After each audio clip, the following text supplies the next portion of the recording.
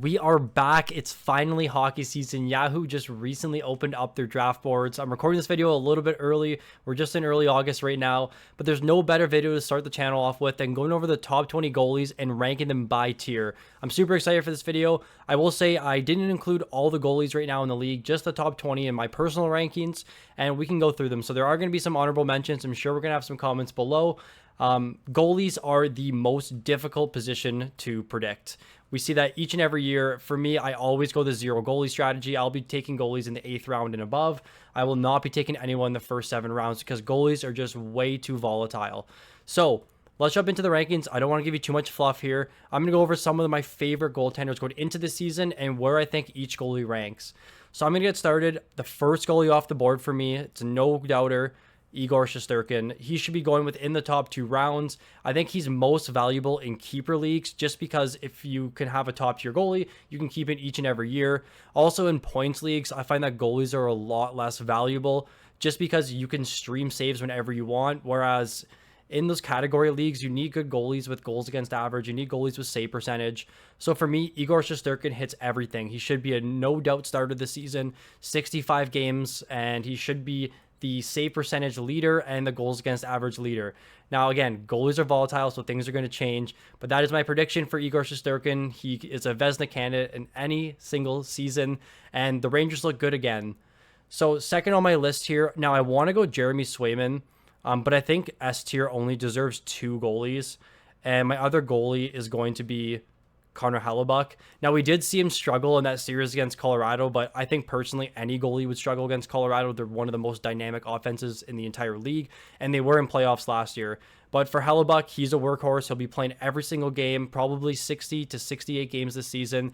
He gets a ton of shot volume because of how poor Winnipeg's defense is, meaning that save categories can be extremely high. Very good goals against and save percentage goalie. He's done it in the past. Again, a goalie I'm probably not going to be taking just because of the volatility, but I think Igor Shesterkin, Connor Hellebuyck are my 1-2 off the board, and they should be in most leagues. Now, like I mentioned, Jeremy Swayman. So I think Swayman deserves to be in the A tier. My only negative against Swayman, I do think he is an outstanding goaltender. I don't think he'll be the starter for Team USA. It should be Hellebuyck. But for Jeremy Swayman, he took over the net last year, especially going into playoffs. This is the first year with no Linus Ullmark, so he should be getting the starting role. But Boston loves to play a 1A, 1B type goaltending. I think with Korpisalo, it shouldn't be that big of a difference. And I think that Swayman will probably get around 50 to 55 starts. So if he was a 65 start workhorse goaltender, I would definitely be more inclined to be taking him. But because of the lack of starts, I'm a little bit less weary. So in categories leagues, he's probably in the S tier. But for right now, I think in points leagues, he's definitely going to be an A tier goalie. So I'm going to put him in the A tier. So my next best goalie off the board here, I'm going to go with Thatcher Demko. Demko, again, another workhorse goalie. He should see a ton of volume on a Vancouver Canucks team that gives up a lot of shot volume. He does have some injury history, especially over the last couple seasons, but he always seems to fall in drafts. Now, hopefully, or not hopefully, but unfortunately, because he had such a good season last year, I do think he's going to be going a little bit earlier than you hoped. Last season, I got him in most leagues in the 8th round, which was extremely good value for a goalie that still was considered A tier. It was just a lot of injury concern. Moving on to the next goalie, it's going to be Juuse Saros. He is the clear-cut starter. They added 3 great players in Steven Stamkos, a 40-goal scorer, Jonathan Marchessault, same thing, and they added Brady Shea, which should help bolster their defense. I like this team overall. I do think a lot of people are overestimating how good they're going to be, but if this can improve the win category for Juuse Saros, who struggled a little bit in the win category last season, mixed with a ton of hits, and he usually has a top 3 save percentage in the entire NHL, given the shot volume. He should be in line for a really strong season this year.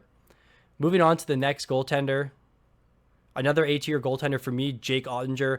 For some reason, Jake Oettinger seems to be really good in the first 3-4 months of the season, and then he starts to fall off in the latter half of the year, and that's usually when you're in playoff time, and it becomes a struggle a little bit when you're in your playoffs and you have your number 1 goaltender who's been a beast for you all season, and then he flops in playoffs. But still, Dallas should arguably be number one or top 3 team going into the season. Very strong defensively. That's the only other thing that kind of hurts Ottinger, is that because Dallas doesn't give up a lot of shots, their games where he'll allow 2 goals on 19 shots, which means his save percentage is like 875. So it kind of hurts those category stats, but he should be good for a win almost every night. I love Dallas going into the season. One of my favorite teams. You can probably see the Dallas Stars jersey right behind me here. That's actually a former goaltender as well for the Dallas Stars.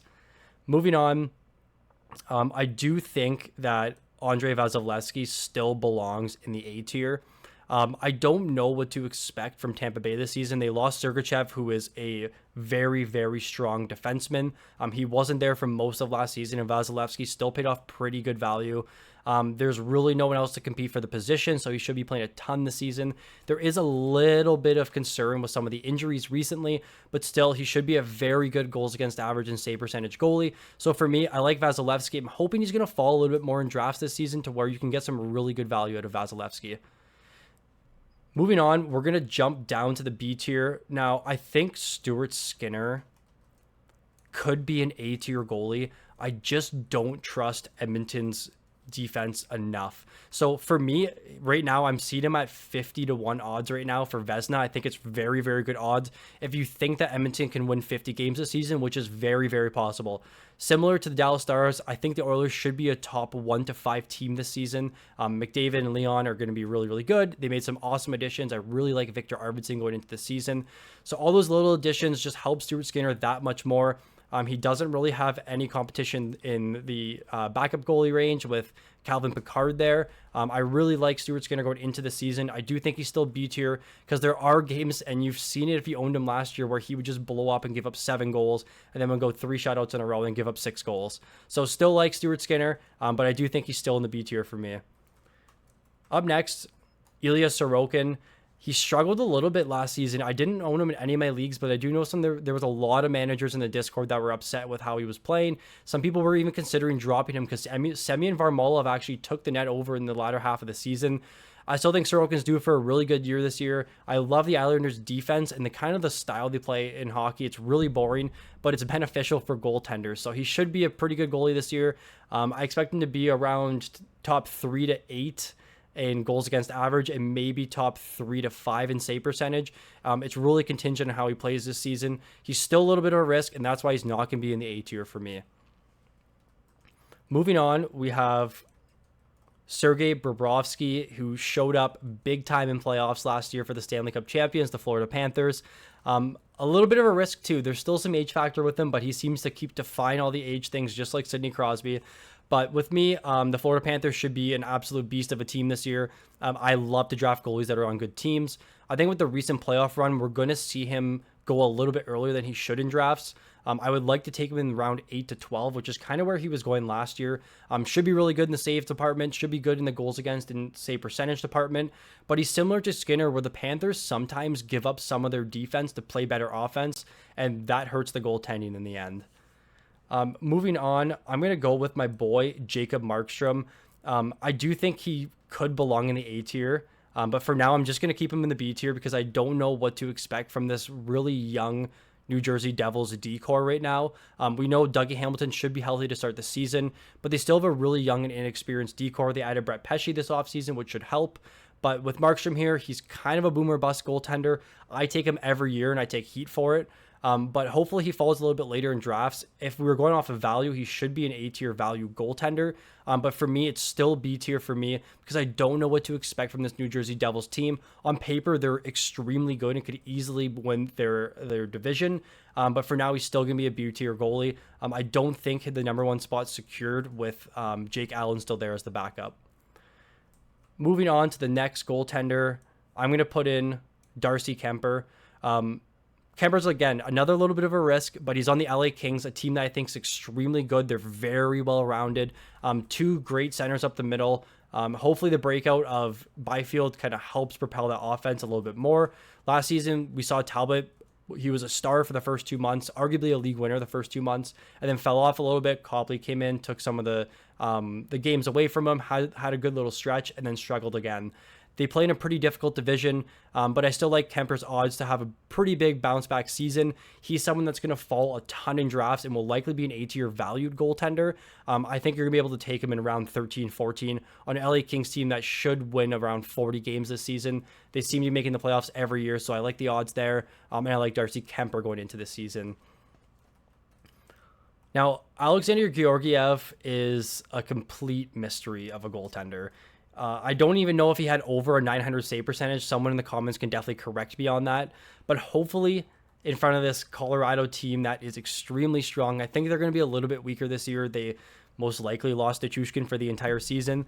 And they don't really play that sound of defense. Another goalie like Ottinger, where he'll win a game 5-4 on 23 shots and he'll give up 4 goals against. And then you're looking at your stats like, okay, I got the win, but I also got an 830 save percentage and then a 6 goals against average. So a little bit of concern there with Gorgiev, but he does have the upside to easily win 40 plus games this season. Last year I bet him for Vezina. This year I'm probably going to double down and bet him at 75-1 odds.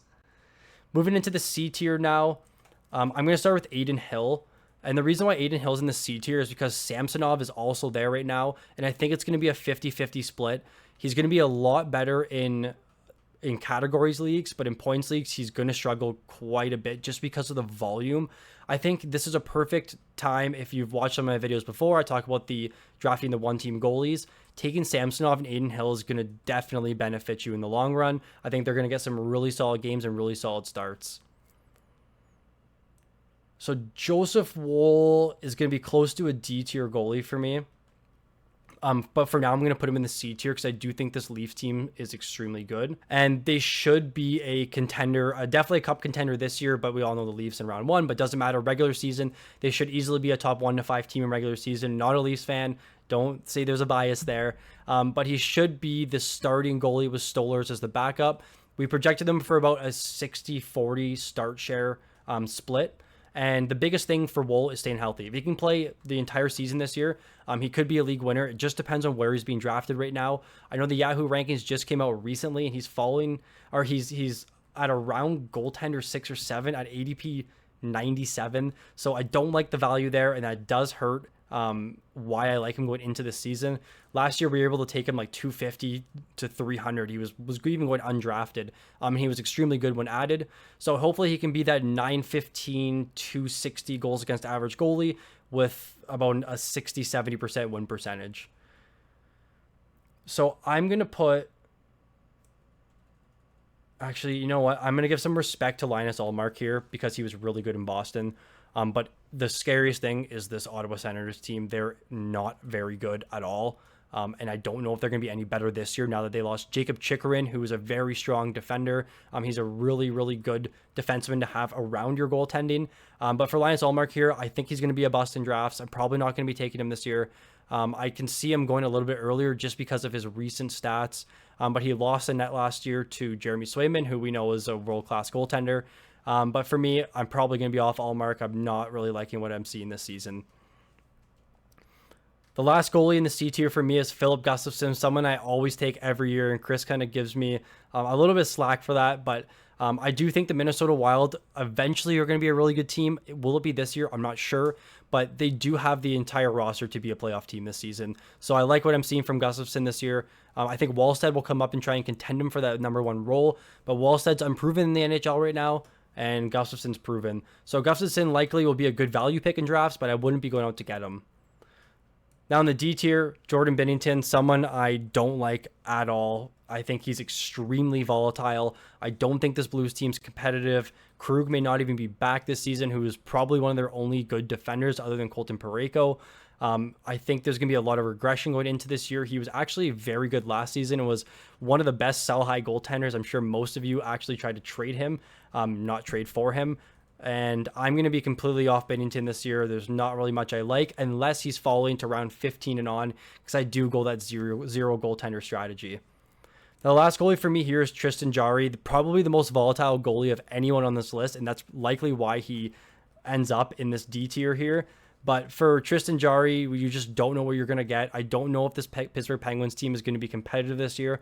I'm sure Crosby will have something to say about it, but I can't see them making playoffs. They just didn't really do enough in the offseason to impress me. They lost Jake Guentzel, a 40 goal scorer, one of the top players on their team. So for me, I'm off Tristan Jarry. He lost in that last year. A lot of people were dropping him in their leagues, and he ultimately lost some people some playoffs. So I'm off him completely this season.